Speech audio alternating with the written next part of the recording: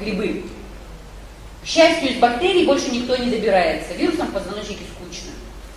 Они там не живут. Там живут грибы и бактерии в смеси с грибами. Остеохондроз может быть хламидиозный, уреаплазмозный, кандидозный, ну то есть воспалительного характера.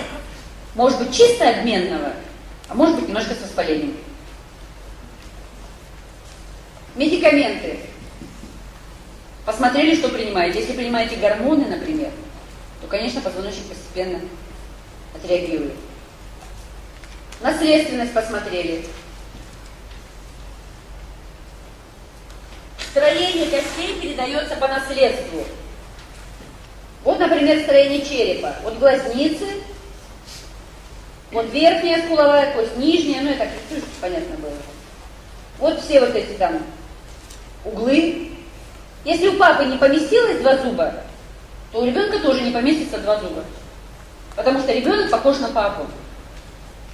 Если узкая глазница и глубокая, или расположена вот так, вместо вот так, это тоже передается по наследству.